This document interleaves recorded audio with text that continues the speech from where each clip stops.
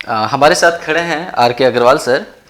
मैंने आपसे कहा था कि मैं फर्स्ट पेपर कवर कर रहा हूँ, जीएस मुख्य परीक्षा प्रथम प्रश्न पत्र, जिसमें इतिहास में भी मेरा दखल रहेगा। भूगोल में पढ़ा ही रहा हूँ, पर्यावरण भी पढ़ाऊँगा, आपदा भी पढ़ाऊँगा। स्वाभाविक रूप से बात है कि जो पर्यावरण पढ़ाएगा वो आपदा भी पढ़ाना पड़ेगा, क्योंकि पर्यावरण में आपदाएँ हैं। मैंने आपसे कहा था कि चतुर्थ प्रश्न पत्र को आपको फर्स्ट पेपर के साथ लेकर चलना चाहिए, क्योंकि न तो फर्स्ट पेपर ज़्यादा अपडेट होता है और न ही एथिक्स में भी जो चीज़ें हैं यथावत हैं। इस बारे में रोज़ की खबरों में कुछ बदलता नहीं है। समस्या ये कि एथिक्स फर्स्ट पेपर में जहाँ अच्छे अंक लाए जा सकते हैं, निबंध की तरह से, जैसे निबंध में अच्छे अंक लाए जा सकते हैं, फर्स्ट पेपर में भी अच्छे अंक लाए जा सकते हैं। इतिहास में कुछ नहीं बदलता है, आपका इतिहास एक बार तैयार करना है, भूगोल एक बार तैयार करना है, उसी तरह से एथिक्स भी एक बार तैयार करना है। लेकिन समस्या ये है कि हमने आपसे जैसा कि पहली बार डिस्कस किया था, समस्या ये है कि एथिक्स में जो मार्किंग होती है आमतौर पर 70-80 होती है। मतलब 250 अंकों में से 95 तक पाना मुश्किल हो जाता है। हम बात कर रहे हैं जो एथिक्स को गैर महत्वपूर्ण मानते हुए पढ़ते हैं। अगर हमने ये भी कहा था कि अगर एथिक्स में आप ढंग से मेहनत करेंगे, एथिक्स को महत्व देंगे, क्योंकि हमारी आदत होती है ना, जहाँ रुचि नहीं होती वहाँ मेहनत कम करना चाहते हैं। बचपन से इतिहास पढ़े हैं, बचपन से भूगोल पढ़े हैं, तो चलो पढ़ते रहो, इतिहास भूगोल पर्यावरण आसान भी लगता है। तो यूपीएससी देखता है कि हम कहाँ पे कम मेहनत कर रहे हैं, उसको काफ़ी महत्व देता है। एथिक्स जरूरी क्यों है, यूपीएससी ने शामिल क्यों किया गया, वो सर बताएंगे कि एक प्रशासक बनने के लिए एथिक्स को क्यों शामिल किया गया। पहले तो नहीं था, 2013 के पहले कोई एथिक्स नहीं था, लेकिन 2013 के बाद प्रशासक बनने के लिए आपको 250 नंबरों का एथिक्स का पेपर देना होता है। नीति शास्त्र, शस्त्र निष्ठा, अभिरुचि वगैरह, प्रॉब्लम सॉल्विंग है, डिसीजन मेकिंग है ना, तो ये सब चीज़ें उसमें आती हैं। तो आर के अग्रवाल सर हमारे साथ खड़े हैं, आपका परिचय मैं थोड़ा सा करा दूं। हाँ, एक चीज़ मैं पहले कह दूं कि अगर आर के अग्रवाल सर के साथ आप मेहनत करके 110 प्लस अंक हासिल कर लेंगे तो आपको बुलाना मेरे लिए सफल रहेगा, और आपके साथ ये कर सकते हैं आप। कैसे? आर के अग्रवाल सर लगभग 10 सालों से पबैट पढ़ाते रहे हैं। नीति शास्त्र में पब्लिक एड, लोक प्रशासन का अच्छा खासा हिस्सा शामिल है। तो 10 सालों से पबैट ऑप्शनल सब्जेक्ट के रूप में पढ़ाते रहे हैं। पबैट एक ऑप्शनल सब्जेक्ट के रूप में कैसा रहेगा हम बाद में कभी डिस्कस करेंगे। हो सकता है आप पबैट पढ़ना चाहें सर से, पहले सर की क्लासेस कुछ ले लीजिए, बाद में डिसाइड करिएगा। तो सर 10 सालों से पब्लिक एड पढ़ाते रहे हैं, थोड़ी बहुत पॉलिटी भी पढ़ाई है, गवर्नेंस पढ़ाए हैं, जो कि एक प्रशासन का ही एक भाग है गवर्नेंस। और आप जानते हैं कि एथिक्स में लोक प्रशासन यानी पब एड से भी सिलेबस लिया गया है और साइकोलॉजी से भी लिया गया है, हमने भी पहले दिन बताया था। तो सर के साथ अच्छी बात है कि पब एड और साइकोलॉजी दोनों इनका ऑप्शनल सब्जेक्ट रहा है, इसलिए कोई संदेह नहीं है। आप इनके ऊपर 100% निर्भर हो जाइए एथिक्स के लिए। जो कहें आप वही करिए, जिस तरह से कहें उस तरह से नोट्स बनाइए, उस तरह से दिए गए नोट्स पढ़िए, या मार्केट से जो भी मटेरियल आप खरीद सकें, लेकिन आप आर के अग्रवाल सर के सहमति से करिएगा, कुछ भी अपने मन से नहीं। तो आर के अग्रवाल सर शुरू कर रहे हैं, थोड़ा सा सिलेबस वगैरह के बारे में बताएंगे, एथिक्स के महत्व पर चर्चा करेंगे। सर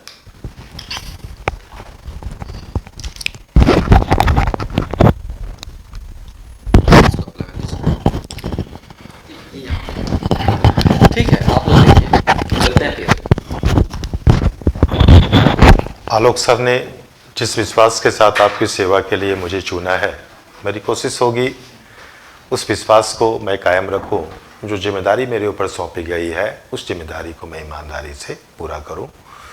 जो एथिक्स का पेपर है उसको एथिक्स के साथ पूरा करूं, एथिकल अप्रोच के साथ पूरा करूं। एथिकल अप्रोच का मतलब कि मेरी मेहनत, मेरा अप्रोच, मेरा अनुभव, मेरा काम अगर आपकी सफलता में थोड़ा भी योगदान अगर दे सका, आपकी उलझनों को कम कर सका, एथिक्स में आपको थोड़े अच्छे नंबर अगर दिला सका, तो मैं समझूंगा मेरी क्लास, मेरी सेवा आपको सफल रही।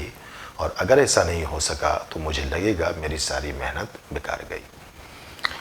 तो मुझे उम्मीद है कि अगर आप वास्तव में मेरे साथ अगर अच्छे से मेहनत करेंगे, ईमानदारी से मेहनत करेंगे, क्योंकि मैं आपको पास नहीं करा सकता, पास कराने के लिए मैं आपको रास्ता दे सकता हूँ, चलना आपको है। तो अगर आप ईमानदारी से चले, हमारे हिसाब से चले, विश्वास के साथ चले, तो ये जो रास्ता है आपका सिविल सर्विस के एग्जाम की डगर को पार करने का, यह रास्ता आपका आसान हो सकता है। आप मंजिल तक इस रास्ते से चलकर पहुंच सकते हैं।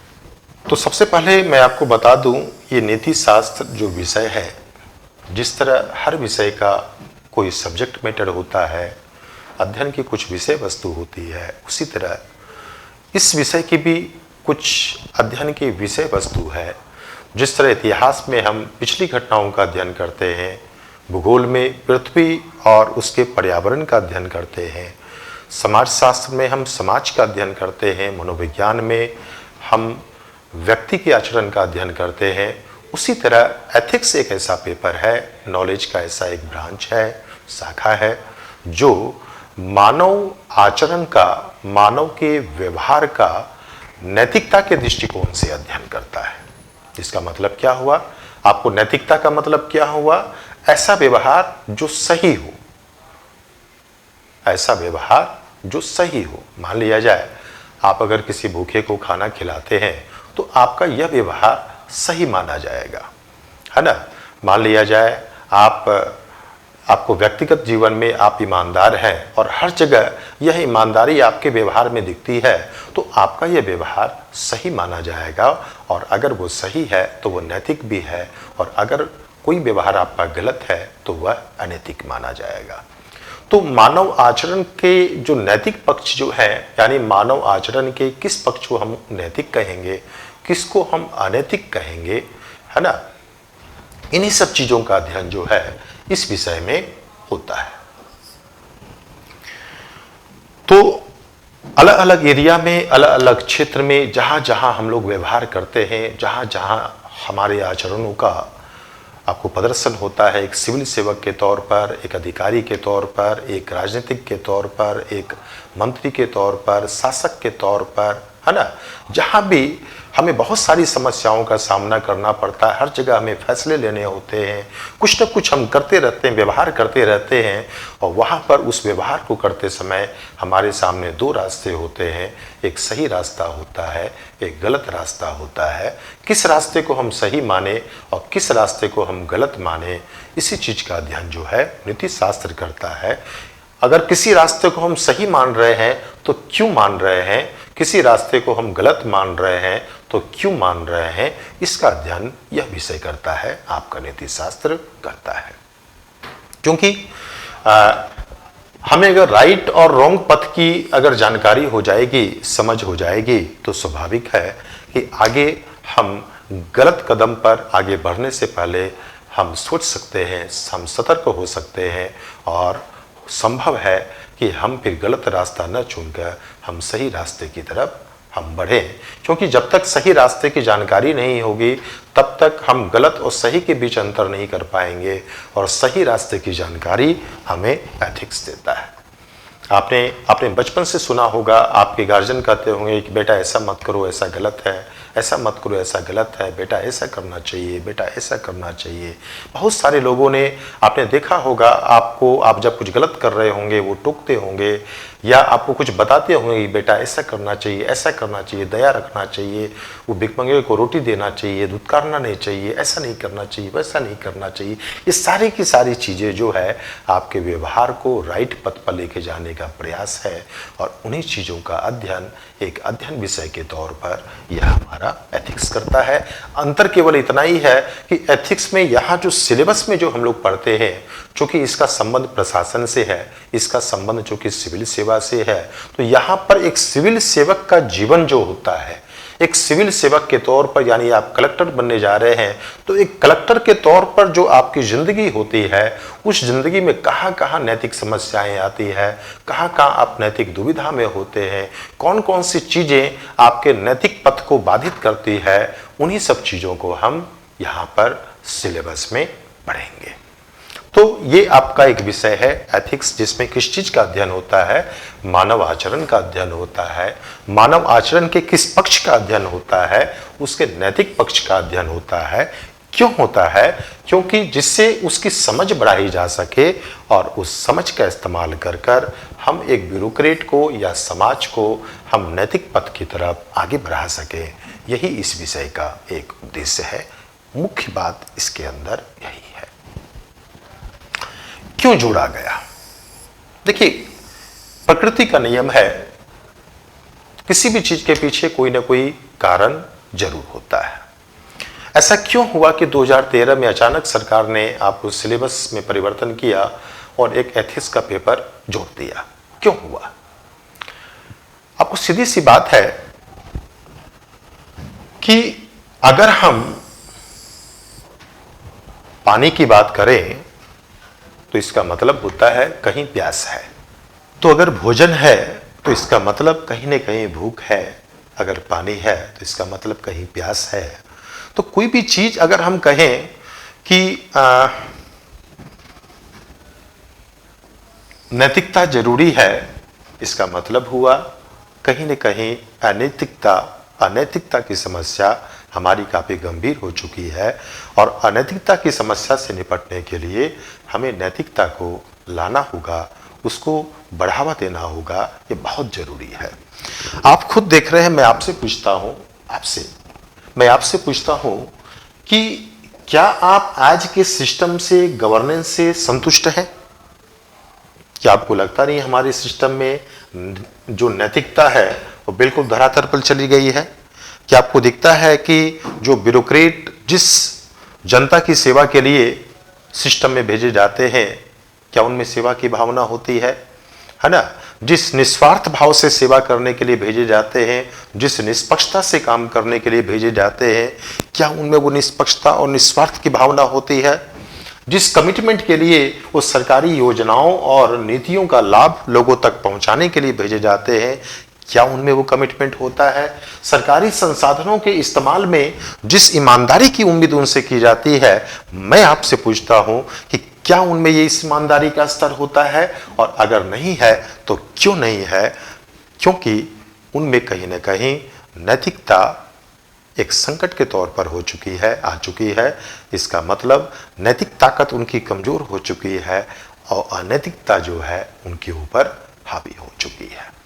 किसी भी चीज की सीमा होती है, ये प्रकृति का नियम है कि जब कोई चीज सहनीय सीमा के नजदीक आने लगती है, यानी असहनीय सीमा के नजदीक आने लगती है, तो वहां पर प्रकृति भी कुछ ना कुछ रिएक्ट करती है, कुछ कदम उठाना जरूरी हो जाता है। तो समाज इस करप्शन से, अनैतिकता से, असंवेदनशीलता से, ये भेदभाव से, ये प्रशासकों में ये जितनी भी दिमक की तरह ये बीमारियां जो इकट्ठी हो गई है, इससे इतना त्रस्त हो चुका है और सरकार पर इतना दबाव हो है कि वो सिस्टम में कुछ इस तरह के सुधार लाएं जिससे कि वो सिस्टम जनता के अनुकूल चल सके। तो स्वाभाविक है सरकार को उस दिशा में सोचना होगा और सोचने के लिए एक उपाय ये बनता है कि जो एंट्री पॉइंट जो होता है सिविल सेवकों का, वहीं हम एक फिल्टर लगा दें।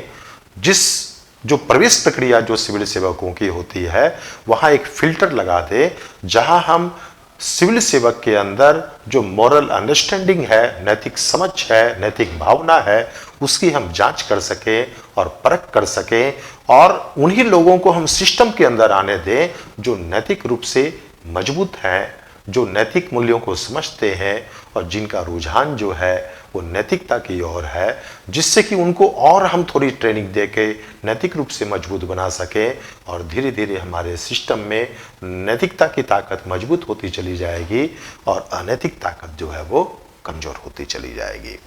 तो ये जो सिलेबस से जोड़ा गया उसका मुख्य जो उद्देश्य था, वो मुख्य उद्देश्य यही है कि सिविल सेवा में जो लोग आ रहे हैं, जो करप्ट लोग आ रहे हैं, जो अनैतिक हो रहे हैं, उनके ऊपर कानून का प्रभाव नहीं पड़ रहा है, बंदिशों का प्रभाव नहीं पड़ रहा है, विजिलेंस का प्रभाव नहीं पड़ रहा है। सारी चीजें बनी हुई है, कानून बने हुए हैं, कैमरे लगे हुए हैं, विजिलेंस आपको सिस्टम काम कर रहा है, लेकिन ये दिमक इतनी जगह फैल चुका है, इतनी जड़ें जमा चुका है कि इनका प्रभाव नहीं पड़ रहा है। यानी कि बाहर से हम कितना भी परिवर्तन लाने की कोशिश करें, आप अगर अंदर से बेईमान हैं तो आप कभी भी ईमानदार नहीं हो सकते। हाँ, आप दिखाने के लिए जहां जहां कैमरे लगे हैं वहां ईमानदारी की कोशिश आप जरूर करेंगे, लेकिन जहां आपको अवसर मिलेगा वहां आप अपना ओरिजिनलिटी यानी जो हमारी बेईमानी का जो नेचर है वो सामने जरूर आएगा। तो क्यों ना जो अंदर से ईमानदार व्यक्ति है, जिनकी सोच सही है, उन्हीं लोगों को हम सिस्टम में लाएं, जिससे कि ये बाहरी जो बंधन जो हमने लगाए हुए हैं आपको नैतिक बनाने के लिए, वो बंधन भी प्रभावी तरीके से काम कर सके। और इसी चीज के लिए सिलेबस में एथिक्स का पेपर जोड़ा गया। यानी कि ये जो भीड़ है कैंडिडेट की, भीड़ में हर व्यक्ति सिविल सेवा में आना चाहता है, भीड़ में हर व्यक्ति कलेक्टर बनना चाहता है, भीड़ में हर व्यक्ति एसडीएम बनना चाहता है, पुलिस सेवा में आना चाहता है। इसमें कुछ लोग होंगे जो केवल पावर के लिए आना चाहते हैं, कुछ लोग होंगे जो धन कमाने के लिए आना चाहते हैं, कुछ पद और पोजीशन का दूसरे तरीके से उपयोग करने के लिए आना चाहते हैं, लेकिन कुछ लोग ऐसे भी होंगे जो सेवा की भावना से आना चाहते हैं, कुछ लोग ऐसे भी होंगे जो सिविल सेवा को एक सेवा के रूप में देख रहे होंगे। इस सिविल सेवा में उन्हीं लोगों का स्वागत है जो ऐसा सोच रहे हैं, और इसी चीज के लिए उनकी नैतिकता की जो भावना है उसकी परख के लिए, जांच के लिए हमने ये जोड़ा है। क्लियर? अब यहां तीसरी बात उठती है, इसके सिलेबस में क्या है। आपको सीधी सी बात है, एक सिविल सर्विस की जिंदगी में है ना, जो अलग अलग पड़ाव आते हैं एक अधिकारी के तौर पर, है ना, जो भी उलझने, जहां जहां वो उन उलझनों के प्रभाव में आके करप्ट हो जाता है, अनैतिक आचरण करता है, या उसके सामने दो रास्ते होते हैं, नैतिकता के, अनैतिकता के, उन्हीं सब चीजों को ध्यान में रखकर इस सिलेबस का ताना बाना बुना गया है। जब हम सिलेबस की बात करें तो इसमें टोटल 7 चैप्टर हैं, 7 चैप्टर्स। कितने चैप्टर हैं? 7 चैप्टर्स। इस 7 चैप्टर्स में अलग अलग कंटेंट है। जैसे पहला चैप्टर जो है इसका, है ना, किसी भी चैप्टर का आपको विषय का पहला चैप्टर इंट्रो का चैप्टर होता है। उसमें उस विषय की जो मूल जो विषय वस्तु है उसको हम जानते हैं, क्या है नीति शास्त्र, क्या इसके अध्ययन के जो है वो आयाम है ना। एक व्यक्ति जो होता है, इस विषय का महत्व क्या है, इस विषय का इम्पोर्टेंस क्या है, उसको हम लोग समझते हैं। इसके अलावा एक व्यक्ति की पर्सनल लाइफ जो होती है और एक व्यक्ति की सार्वजनिक लाइफ जो होती है, उसमें किस तरह की नैतिक समस्याएं आपस में उलझती है। मान लीजिए आप कलेक्टर बन गए, लेकिन आपका एक परिवार भी है, मित्र भी है, संबंधी भी है, तो एक तरफ कलेक्टर की लाइफ जो आपकी होती है उससे जुड़ी जो दबाव है, कर्तव्य की जो चीज़ें हैं, और दूसरी तरफ एक भाई बहन के रूप में जो आप पे कर्तव्य होते हैं, मित्र के रूप में जो आप पे कर्तव्य होते हैं, कई बार आपस में टकराते हैं, वो कंट्राडिक्शन होते हैं। तो क्या दिक्कतें होती है, कैसे उससे निकलें, किस तरह की दिक्कतें होती है, इसमें हम उन चीज़ों को पढ़ते हैं। तो हम पहले चैप्टर में इन चीज़ों को पढ़ते हैं, आयाम को पढ़ते हैं, महत्व को पढ़ते हैं, सार्वजनिक और निजी संबंधों में किस तरह की नैतिक समस्याएं होती है हम उनको समझते हैं।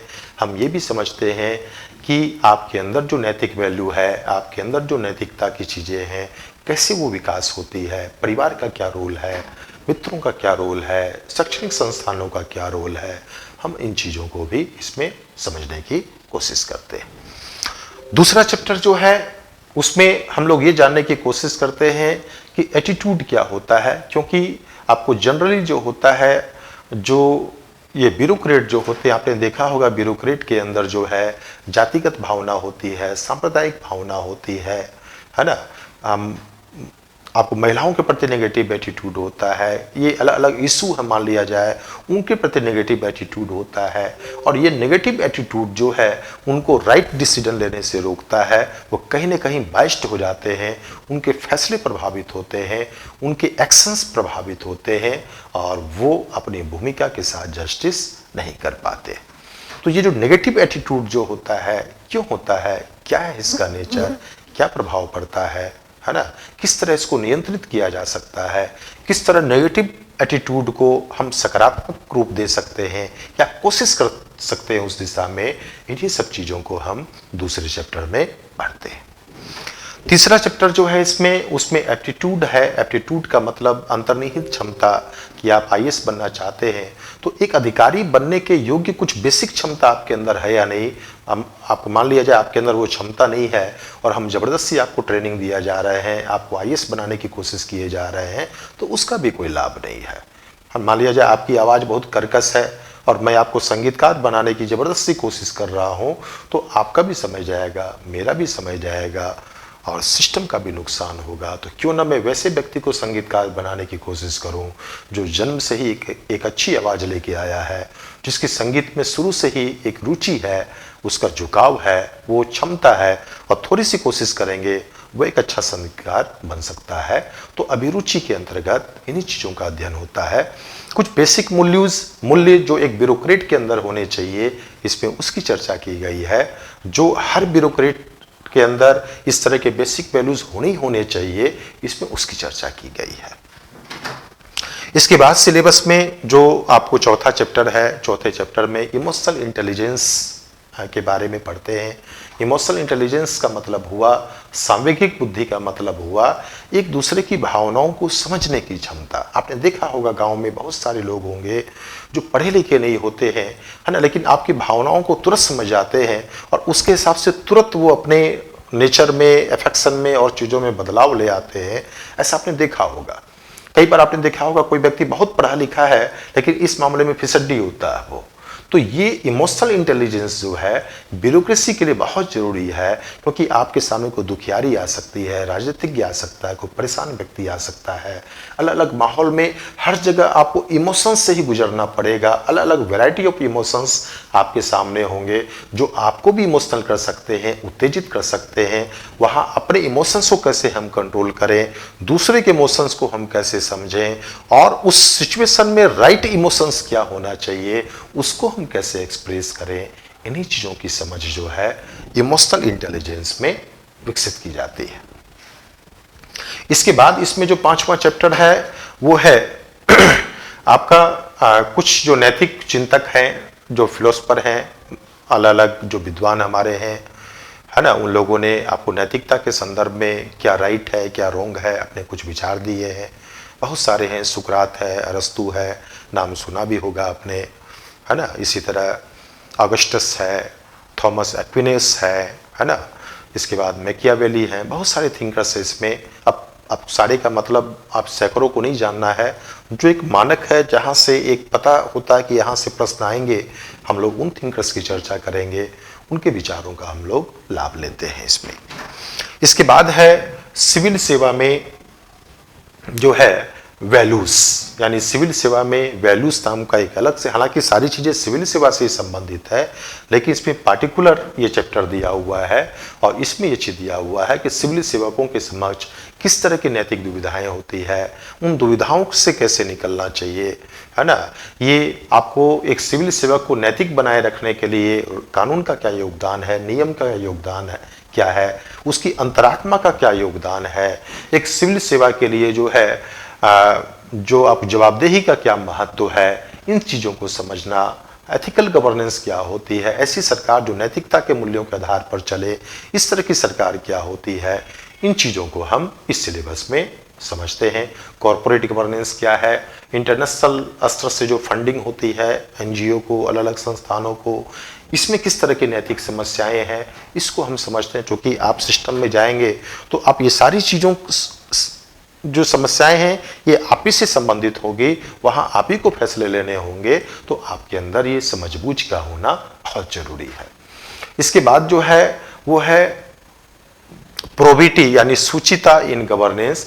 इसमें आपको मुख्य रूप से ईमानदारी से जुड़ा आपको कंसेप्ट है, ट्रांसपेरेंसी है, राइट टू सर्विस है, आपको सिटीजन चार्टर्ड है ना, आपको क्वालिटी ऑफ सर्विस है ना, सरकार की जो सर्विस है, जो सेवाएं हैं, उसमें क्वालिटी कैसे इंप्रूव करें, क्या आपको नागरिकों के प्रति आपको अच्छी सेवा के क्या कर्तव्य हमारे बनते हैं, किस तरह से उनको अच्छी सर्विस हम दें, किस तरह की समस्याएं अच्छी सर्विस देने में, है ना। इन्हीं सब चीज़ों की चर्चा जो है हम इस लास्ट वाले चैप्टर में करेंगे। हर चैप्टर हमारे लिए उतना ही इम्पोर्टेंट है, सबको हम लोग अच्छे से तैयार करेंगे, है ना।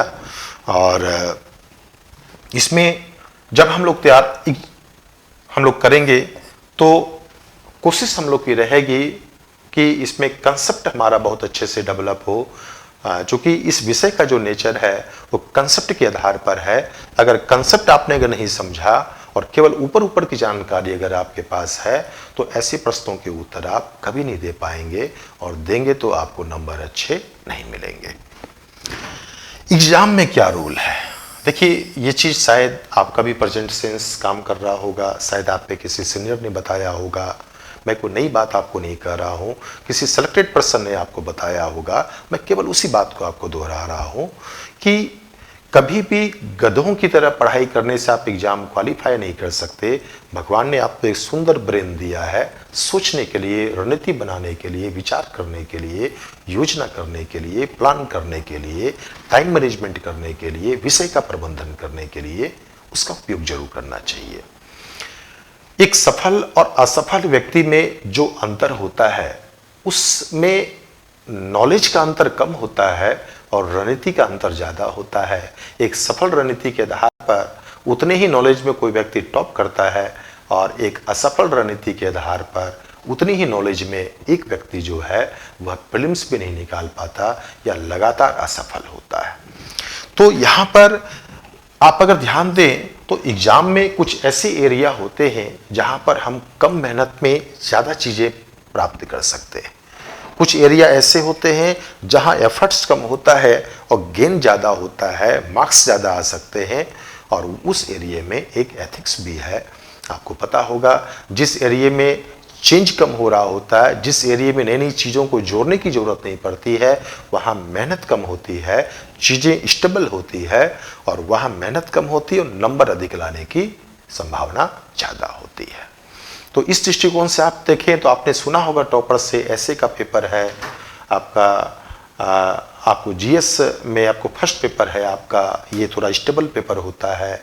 एथिक्स का पेपर बहुत स्टेबल पेपर है। आप अगर ऑप्शन तैयार करें, ये 2-4 चीज़ आप अगर अच्छे से अगर तैयार कर लें तो आपका मतलब सक्सेस की संभावना जो है वो बहुत बहुत आगे बढ़ जाएगी। यानी कम मेहनत में आप इन 3-4 सेक्शन से इतने नंबर ले आएंगे कि अन्य सेक्शन में आपने अगर थोड़ा सा कम भी परफॉर्म किया, एवरेज भी किया या बिलो भी थोड़ा एवरेज हो गया, तो ये 4 चीज़ें जो है आपको माने अपनी तरफ सपोर्ट देके अपनी गाड़ी में बैठा कर, सक्सेस की गाड़ी में बैठा के आपको उस पार ले जाएंगे। तो ये एथिक्स का पेपर भी एक ऐसा ही पेपर है, बहुत छोटा पेपर है। आपने देखा केवल 7 चैप्टर हैं इसमें, और इसमें भी जो है कोई आपको परिवर्तन की कोई चीज़ नहीं है। जो भी चीज़ें हम लोग पढ़ रहे हैं उसमें बहुत ज़्यादा आपको टाइम टू टाइम परिवर्तन नहीं करना है, केवल प्रेजेंट सेंस का इस्तेमाल करना है, नेचर समझना है, विषय का कंसेप्ट समझना है, और आपने थोड़ा सा अच्छे से अगर तैयार किया तो एथिक्स में बहुत अच्छे नंबर ला सकते हैं। एथिक्स में देखा गया है कि इसमें या तो आप 160 भी ला सकते हैं और या आप केवल 60 भी ला सकते हैं, ये अंतर है। आप जरा सोचिए, जहां फाइनल मेंस का जो कट ऑफ होता है 750 नंबर का कट ऑफ लगभग अगर एवरेज जा रहा हो 750 नंबर का, 1750 का जो मेंस का एग्जाम होता है उसमें जो काउंट वाले जो मार्क्स होते हैं और उसमें 750 कट ऑफ चल रहा है, यानी 50% से भी कम 45% के आसपास चल रहा हो। उस 750 मार्क्स में आप सोचिए अगर इसमें आप 160 नंबर आप अगर ले आते हैं तो आपकी स्थिति कहाँ होगी।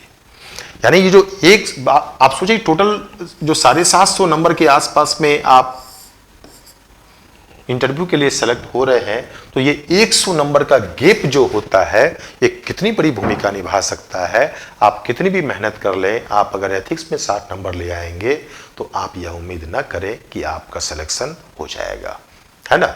तो ये बहुत जरूरी है कि अगर थोड़ा भी अपने विवेक का भी इस्तेमाल करें, मेरी बात को आप ना माने, खुद भी अगर सोचें, तो ये जो गैप जो है, जिस भी व्यक्ति ने इस गैप को पूरा कर लिया, 60 की बाउंड्री से बाहर निकल के वो 160 की बाउंड्री तक चला गया, ठीक है 160 तक वो नहीं गया, वो 140 तक चला गया, 135 तक चला गया, तो वह विनिंग पोजीशन में नेचुरल तौर पर आएगा। तो आपको इसी 60 से 160 के दायरे में लाने की जिम्मेदारी जो टारगेट विद आलोक की जो है वो यही जिम्मेदारी है। आलोक जी की भी यह कोशिश है कि आप जो मेहनत कर रहे हैं उस मेहनत का फल आपको मिले। जो चीज, जिन सपनों को लेके आप यहाँ पर आए हैं, जिन सपनों को लेके इस प्लेटफॉर्म से आप जुड़ना चाह रहे हैं, उन सपनों को पूरा करने में थोड़ी सी हम लोग की ईमानदारी से की गई कोशिश अगर सहायक हो सके तो ये हम लोग का जो प्रोग्राम है ये सफल माना जाएगा। तो इसमें हम आपको थोड़ी सी मदद करेंगे। मैं आपको ये गारंटी नहीं दूंगा कि मैं आपको पास करा दूंगा, पास तो आप ही को करना है। हाँ, मैं रास्ता आपको जरूर बताऊंगा, वह रास्ता जिसमें हर पल आपको ये महसूस होगा कि हाँ, आज के दिन हमने एक कदम और सफलता की तरफ बढ़ाया। देखिए सीधी सी बात है, आत्मविश्वास और निराशा हर पल व्यक्ति के जीवन में आता है। जब हम राइट कदम बढ़ाते हैं और हर कदम के साथ जब आपको ये लगेगा कि हम सही अप्रोच की तरफ बढ़ रहे हैं, इसी तरीके की चीज़ें एग्जाम में पूछी जा रही है, तैयारी का तरीका आपका ठीक है, अप्रोच ठीक है, तो रोज आपके अंदर आत्मविश्वास का एक डोज और बढ़ेगा। और अगर आप गलत तरीके से तैयारी कर रहे हैं तो जो आत्मविश्वास का खजाना बचा हुआ है आपके अंदर वह धीरे धीरे कम होता चला जाएगा। तो हम लोग कहते हैं कि आत्मविश्वास कम हो रहा है, मनोबल कम हो रहा है, इसका मतलब ही यही होता है कहीं ना कहीं आप रॉन्ग पथ पर हैं, आपकी तैयारी का जो है वो तरीका गलत है, इसलिए वो आत्मविश्वास नहीं बना पा रहा आपके अंदर। और आत्मविश्वास के लिए जरूरी है कि तैयारी के सही अप्रोच को पकड़ें, आप सही मेथड को पकड़ें। इसमें जो क्वेश्चंस आते हैं, क्वेश्चंस दो तरह के आते हैं, टोटल 14 क्वेश्चंस आते हैं, जिसमें 8 क्वेश्चन होते हैं जो ट्रेडिशनल क्वेश्चन होते हैं जैसे पूछे जाते हैं, और 6 क्वेश्चन जो होते हैं वो केस स्टडी होती है। अक्सर होता है कि लोग प्रश्नों में तो उत्तर देते हैं लेकिन केस स्टडी में आपको लोग फिसड्डी हो जाते हैं। केस स्टडी के पैटर्न को भी वो नहीं समझ पाते, क्या केस स्टडी है, कैसे पढ़ना चाहिए, कैसे उसको डील करना चाहिए, कैसे उससे उत्तर निकालना चाहिए। हम लोग इस केस स्टडी के ऊपर बहुत फोकस देंगे। हम लोग की कोशिश होगी हर लेक्चर के बाद एक प्रीवियस ईयर का जो आपका जो केस स्टडी है उसके स्ट्रक्चर को समझें, किस तरीके के प्रश्न उसमें पूछे गए हैं, कैसे उत्तर देना चाहिए था, उसको हम समझें। उससे क्या होगा कि रोज आपकी प्रैक्टिस होगी। Practice make the person perfect. जैसे जैसे आप प्रैक्टिस करेंगे केस स्टडीज को समझने की क्षमता आपकी बढ़ेगी, सूझबूझ आपकी बढ़ेगी, और आप संभव है कि कल आप इस स्थिति में आ जाए कि जैसे ही केस स्टडी को आप देखें आपके लिए वह एक बहुत ही सामान्य चीजें हो और आप बहुत अच्छे नंबर लाएं। अक्सर जो नंबर में यहाँ वेरिएशन जो आप देख रहे हैं 60 और 160 में, ये वेरिएशन इसी का होता है। लोग बहुत मेहनत करके इसमें एवरेज नंबर ले आते हैं लेकिन इसमें बिल्कुल फिसड्डी हो जाते हैं। यानी ये जो 120 नंबर का ये होता है और ये 130 नंबर का होता है, दोनों मिला के 250 नंबर का होता है, तो इसमें स्थिति बहुत गड़बड़ होती। कई बार हमने देखा है, जो हमारे कुछ जानकार हैं उन्होंने बताया है कि इसमें कई लोगों के नंबर 25 और 30 भी नंबर आते हैं। सोचिए, और आपको मान लिया जाए इसमें 130 में आपने 50 नंबर ले आया तो ये नंबर आपको कहां लेके चला गया। और इसमें भी अगर आपके नंबर 120 में अगर 70 नंबर आपने ले आया, और ये एक ऐसी चीज है केस स्टडी कि आप अच्छे से डील करेंगे तो यहाँ 80 नंबर भी ला सकते हैं 120 में, तो ये 80 और 50 यहाँ आपने एवरेज नंबर भी ले आया तो आप 80 और 50 130 नंबर तक पहुंच गए। और आपने इसको भी अगर ठीक कर लिया, इसमें 130 में आप यहाँ 70 अगर ले आते हैं तो ये 80 और 70 मिलकर 150 नंबर तक आपको पहुंचा सकता है। तो हम लोग की कोशिश होगी कंसेप्ट को समझना जिससे ये पक्ष भी आपका ठीक हो सके 130 नंबर वाला, और हम लोग की कोशिश होगी रोज प्रैक्टिस के माध्यम से हम इस केस स्टडी को भी समझें जिससे आपका यह पक्ष भी ठीक हो। यहाँ केस स्टडीज का मतलब ये नहीं हुआ जितना मैंने कराया आपने उतना किया और संतोष बस हो गया कि हाँ सर ने करा दिया हो गया, ऐसा कभी नहीं करेंगे। मैं आपको तरीका बताऊंगा, उस तरीके पर चलना आपको है। यानी कि जो तरीका मैंने बताया उसके आधार पर आप घर में भी प्रैक्टिस करें, 1-2 केस स्टडीज, क्योंकि ये 3-4 पेपर अगर आपने ठीक अगर कर लिया ना तो आपकी सफलता मान के चलिए निश्चित है। तो अगर आप ईमानदारी से इसके ऊपर काम करेंगे तो आपका ये जो चीज जो है, ये सारा जो प्लान जो है, आपके जो सपने हैं, उन सपने को पूरा करने में एक अकेला ये एथिक्स का पेपर जो है एक बहुत बड़ा मोटिवेशन का काम कर सकता है, ताकत का काम कर सकता है। या तो आप यहां हो सकते हैं या आप यहां हो सकते हैं। आप अगर यहां हैं तो कहां जाएंगे ये आप खुद समझ सकते हैं, और आप अगर यहां हैं तो कहां जाएंगे ये आप खुद समझ सकते हैं। तो नंबर में क्यों इतना वेरिएशन है ये हम लोगों ने समझ लिया कि ये पार्ट भी कमजोर हमारा होता है, यहाँ कंसेप्ट हमारा कमजोर होता है। इस वजह से क्या होता है, और लोग जनरली क्या होता है एथिक्स को समझते हैं कि अरे ये तो बस ऐसी चीज है, इसमें क्या आपको ज्यादा वो करना है। और यही जो उनका नेग्लिजेंसी जो होता है, अवॉइडेंस होता है, आप अगर सीधे तौर पर कहें तो लापरवाही जो होती है, ये उसको जो है मतलब डेंजर पॉइंट पे ले आती है और वो कहीं का नहीं रहता। तो आपको इस मनोविज्ञान से बाहर निकलना है और अपनी प्रायोरिटी में एथिक्स के पेपर को टॉप पे रखना है आपको, और कोशिश करनी है कि ये पेपर एक ऐसा पेपर आपका हो जो अन्य पेपर में अगर कहीं कुछ कम नंबर भी अगर आया हो तो ये पेपर जो है उसकी भरपाई कर दे। और चूंकि इस पेपर में आपको एफर्ट्स कम लगाना है, मेहनत और समय कम देनी है, तो ये काम आप आसानी से कर सकते हैं। हम लोग के क्लास में अप्रोच क्या होगा, मैंने कहा आपको कंसेप्ट हम लोग समझेंगे। कंसेप्ट समझते समय बिल्कुल सहज तरीके से समझेंगे, क्योंकि ज्ञान देखिए एक अच्छा टीचर वो होता है जो क्लिष्ट ज्ञान को आसान भाषा से समझाए। ज्ञान कभी कठिन नहीं होता, ज्ञान को किस तरीके से हम प्रस्तुत करते हैं, समझते हैं, यह तय करता है कि ज्ञान कठिन होगा या आसान होगा।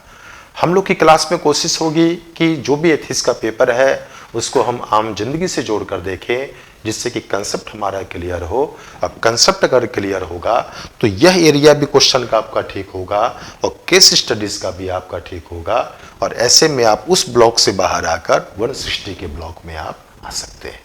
तो ये हम लोग की रणनीति होगी, और इस रणनीति में मैं सफल तभी होऊंगा जब आप इस रणनीति में उतनी ही मेहनत करने के लिए तैयार रहें जितनी मेहनत करने की अपेक्षा हम लोग आपसे कर सकते हैं। मैं ये कभी दावा नहीं करूंगा कि मैंने आपको पास करा दिया, या हम लोग जो टीम हमारी है उसने आपको जो पास करा दिया। पास कोई टीम नहीं कराती, टीम आपको मदद करती है। अगर आप पे पास करने की आग है, चिंगारी है, सपनों को पूरा करने की चिंगारी आपके अंदर है ना, अपने माँ बाप, समाज जो भी आपसे उम्मीदें लगाए हैं, उन उम्मीदों की आग आपके अंदर अगर है कि हाँ मुझे एनी हाउ चाहे कुछ भी हो जाए मुझे ये चीज हासिल करनी है, तो आपके उस इरादों के पीछे हमारी जो ये आलोक जी की जो टीम है वो आपके साथ खड़ी है, आपके इरादों को, आपके सपनों को पूरा करने के लिए। इसी के साथ मैं आज की क्लास, आज की जो बात थी हमारी, उसको मैं समाप्त करता हूं, और कल हम लोग फिर अलग से अलग जो टॉपिक हमारा सिलेबस का है उसको तोड़ के हम लोग आगे बढ़ेंगे और चीज़ें हमारी फिर स्मूथली चलेगी। धन्यवाद।